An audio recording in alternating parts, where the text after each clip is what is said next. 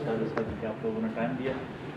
मैं मुबारकबाद देता हूँ साहिब वकाला को कि इन्होंने अल्लामा इकबाल के जो फिक्री माखज़ों की बात से बड़ी गहरी वो फरमाई, बहुत अच्छी और यकीनन लुत्फ़ आया और बड़े खूबसूरत अंदाज के साथ आपने उसको कुरान और इस्लाम से जोड़ते हुए समझाया कि इकबाल ने कितने बड़े बड़े दावे भी किए और ये यकीनन इकबाल ही कर सकता है। लेकिन किसी भी शख्सियत को देखने से पहले यानी उस पर बात अच्छे अंदाज के साथ इस अंदाज से बनती है कि पैगम्बरों के अलावा जितने भी लोग आए वो परवान चढ़ते हैं, वो सीखते हैं, नीचे से ऊपर जाते हैं।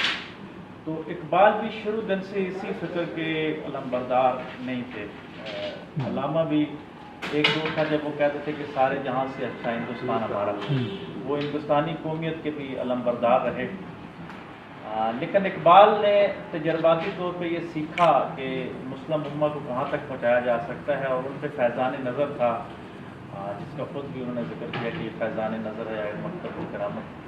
तो उस फैज़ान नज़र का ये असर था कि वो मुस्लिम अंदाज के साथ चलते गए और ज़िंदगी के आखिरी दिनों तक वो मिल्लत इस्लामिया को इतना बड़ा सरमाया दे गए कि जिस तरह आपने तज़किरा किया कि दुनिया 4 बड़े मुफक्किरीन को पढ़ रही है तो उसमें अल्लामा इकबाल तरह पाए जाते हैं।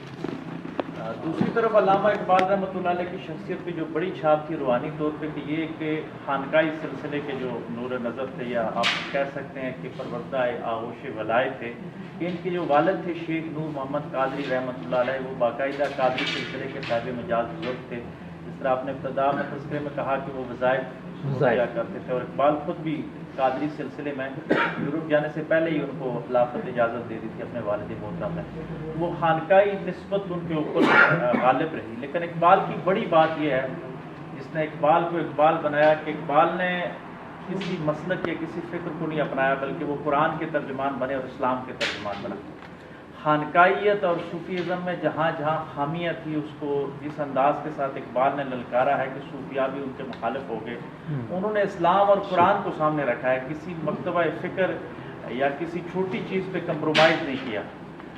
सूफिया को भी, उलमा को भी, सियासतदानों को भी, वतन परस्त उलमा को भी, जो लोग भी कुरान की सोच से कहीं भी टकरा रहे थे, तौहीद से टकरा रहे थे, रसालत से टकरा रहे थे, वो मुसलमानों के अंदर ही थे।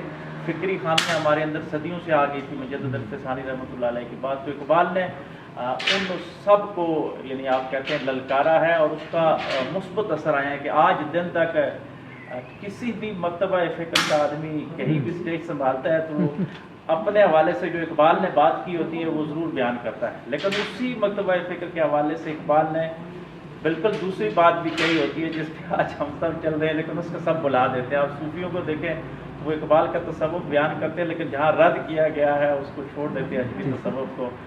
उलमाए सू की जब बात करते हैं उनको वो बड़ी सख्त तनकीद बनाते हैं, लेकिन वो बयान नहीं की जाती। फिर इकबाल को इकबाल बनाने में अल्लाह और उसके रसूल सल्लल्लाहु अलैहि वसल्लम, अहले बैत की निगाह, सहाबा इकराम की तवज्जुहात उन्होंने सब पे लिखा। लेकिन मैं जो समझता हूँ कि मादी तौर पे देखा जाए तो इकबाल के वालिदैन के बाद उनके जो बड़े भाई थे, शायद उनका नाम मैं भूल रहा हूँ, अता मोहम्मद, उनको PhD करवाने में शेख अता का बड़ा हाथ है। आप मकतूबात देखें तो शेख अता लिखते हैं कि मेरी ज़िंदगी का सारा सरमाया लुट गया इकबाल की PhD करवाने में।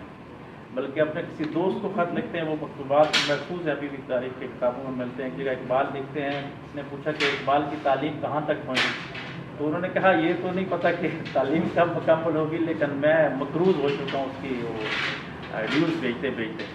तो ये पीछे खामोश ऐसे लोग भी होते हैं। मैं समझता हूँ कि इकबाल को इकबाल बनाने में शेख अता का भी बड़ा हाथ है। मेरी अपनी ख्वाहिश है कि मैं कभी सियालकोट जाऊँ तो शेख अता की कब्र पे जाऊँ और वहाँ एक वीडियो बनाएं कि ये वो आदमी था जो इकबाल को माली सरपरस्ती करता रहा। क्योंकि जितने भी मुफक्किर मुदब्बर लोग होते हैं ये माली तौर पर इनके मामला स्टूडेंट लाइफ के बाद भी इकबाल के साथ रहा, लेकिन उस दौर में इकबाल के साथ ये बड़ा मामला रहा। और फैमिली में सिर्फ उनके बड़े भाई थे, और फिर बड़े भाई के साथ इकबाल ने वफा इस अंदाज के साथ निभाई कि बलूचिस्तान के सरदारों को अगवा करके ले गए, कोई बिजनेस के सिलसिले में वहाँ गए तो वहाँ पे उनको रख लिया गया। इस तरह का कोई वाक़या मिलता है। और इकबाल उनको छुड़वाने के लिए इकबाल ने, उस वक्त इकबाल बड़े बन चुके थे और अपने सियासी असर और रसूख को इस्तेमाल करते हुए खुद बलूचिस्तान गए, वहाँ के सरदारों से बात की, शायद अफगानिस्तान या ईरान के किसी बादशाह से भी मदद तलब की और अपने भाई को रिहा करवा कर वापस लिया।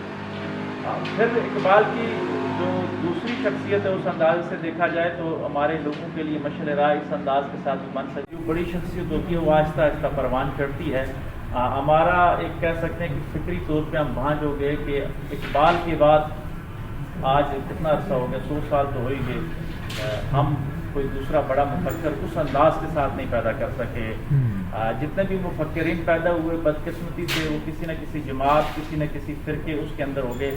لیکن شاید یہ اقبال پہ اللہ کا انعام تھا کہ اس کی پہچان کوئی فرقہ نہیں بنی بلکہ وہ قرآن اور اسلام کا محفوظ رہا. اور یہی ہمارے لیے بھی سبق ہے کہ ہم اسلام اور قرآن کے ترجمان بن جائیں. اسی میں ہماری بقا ہے.